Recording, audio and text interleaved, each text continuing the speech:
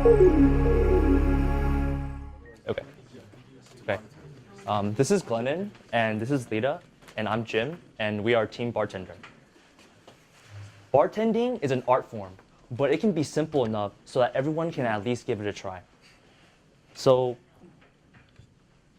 some people have never made a drink in their lives, and some people have also never considered bartending to be anything other than a job. But imagine for a second as a hobby. Imagine doing it in your free time. You would be known as that guy or that person. You would be cool among your friends. I can make drinks. So now imagine a scenario where you and your friends are planning a night out on the town, but we're college students, let's face it, we're broke. So then you decide to make your own drinks at home. After all, it's about having a good time, right, with friends. And you can do this at home. You don't have to pay the expensive prices at a bar or face the crowds that's inevitably going to be there on a Friday night. So we have a demo. I mean, a video.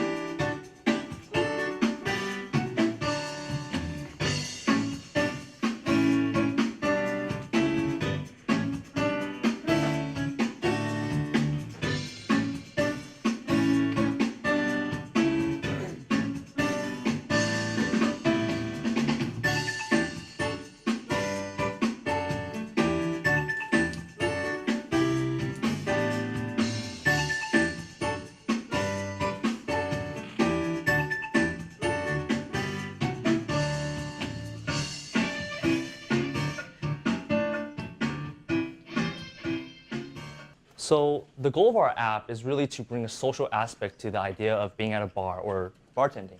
And what we want to do is we want people to get started right away. And we do that with Drink of the Day. I've displayed Margarita here, but it's not implemented yet. But what we're going to do is have the database pull out a random drink for us to, basically for a new user to be able to see a drink and be able to click on it. Press it. And then they can automatically see like the ingredients and how to prepare it. So it's like a really fast way to get started when you first download the app. If you can go back.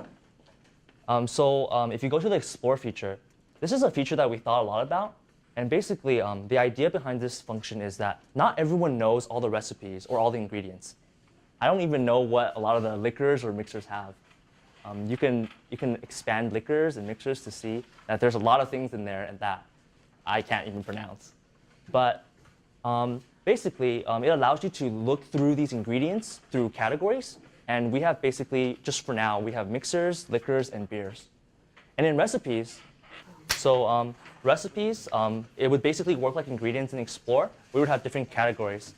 That part's not implemented yet, but I was thinking a good idea would be different colored drinks, because sometimes you see a drink, but you don't really know the name or what ingredients are in it. But you know what it looks like. So filtering in recipes by this color function will allow you to easily find a drink quickly. So now if you go to the sobriety test, so basically how this game works is,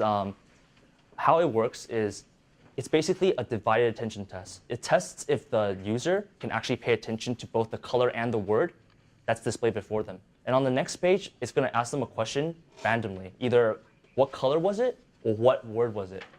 And you have to answer correctly within a certain amount of time, and accuracy is judged. You lose points per second. And this will determine how sober you are. And this is kind of like a social aspect to this app because you're able to do this with your friends. You know, I can take the test and someone else can take the test, and we can see how sober each of us are. If you go to the inventory, now this feature is more of a personal feature. It's more about like what you have on hand right now. And what you can do is, let's say you decide you wanted to make a drink. What you do is you go to the supermarket and you buy certain items for your drink. So let's say you know you want to make margarita. So the ingredients to make margarita are tequila, and there's a way to add it.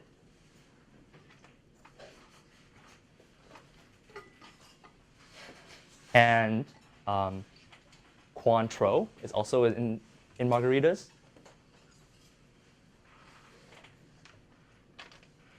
And last but not least, fresh lime juice is also a part of it.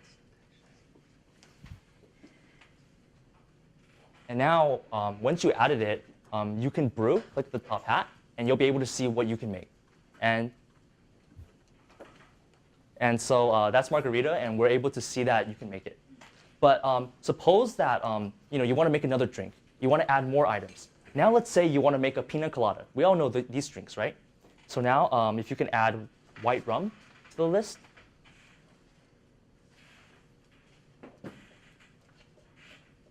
And also pineapple juice.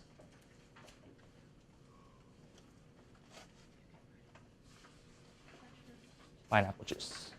And coconut milk. You'll be able to see that now you can brew 2 drinks.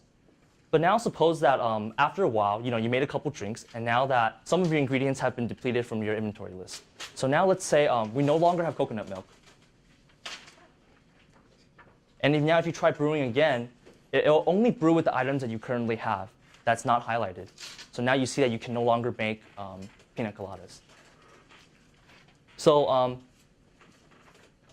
yeah, that's the inventory feature of our app. We're able to delete items, but we think that we should leave items that users are more likely to use again, especially for a drink that they already made. So we allow this toggling on and off of inventory. The last feature that we have is favorites. We're all creatures of habit, and I think when I go to a bar, I usually order the same 4 or 5 drinks. So we want to keep those on our list so that we can always have a reference to look at whenever we want to make them. And having a favorites function allows us to do that. Okay. So one way that we were thinking about extending this app is being able to post on Facebook and share our favorites, share with each other what drinks we want, what drinks that we like. And also, another feature that we're trying to do that we don't have yet is basically what we want to do is we want to allow users to have a social aspect with each other. You want to be able to add your own drink and create your own name for it and add it to our database. And so that's one way that we can make this app even more of a social app. And that's it for our presentation. So sorry, just one last thing. So we were a 3-man team, but really we were a 4-man team. So a lot of the UI stuff was designed for us by an artist, a friend of ours. And he's here in the audience today. His name is Jimmy. If you can stand up and just be recognized for your work. He did a lot of the app icons for us and the splash screen logo. Yeah, thank you. You were really a 3-man team. That was not recognized. Yeah. Oh yeah, does anyone have any questions? Yeah. Why did you choose the name Ms.Bartender? It sounds like So originally, the reason why we came up with that name was because Mr. Bartender was taken, and we were going to have a Ms.Bartender logo, but we decided that wasn't we decided we wanted a more simple logo, but we left the name Ms.Bartender and made the theme more girly looking. So why do you guys choose that color thing as blue? Right. That I can't do it, and then I'm sorry, it confuses me. Yeah. Actually, I know what you mean, but the reason why we did that is because we want some kind of test that people can take together. So my friend takes it, I take it, and I give it to my friend. And there's a real way to gauge who did better. Whereas for a walking test, it's not so, when we think of a sobriety test, we think of walking or we think of standing on one leg. But I think it's pretty easy to cheat on the phone. You just have to keep your hand flat. And there's not really a real way to gauge who did better or who did worse. But those kind of tests, you can kind of tell just by looking at them. For example, if you see that a guy can't stand up straight, then you know that they're not as sober as you are. So that's why we chose more of a testing kind of game. How do you determine how sober they are? Yeah, so speed and accuracy are judged. So I subtract points for wrong answers and add points for correct answers. And for each second that they take, I would imagine that someone drunk would take longer to respond. Someone who's drunk would take longer to answer the questions. But do you show an estimated DAC or something like that? Or what's the result show? Oh, it's just a percentage. It's arbitrary, determined by the game. Yeah. Any other questions? have call Uber right after the sobriety test. What? Call Uber button right after Oh. the sobriety test. Okay, thank you.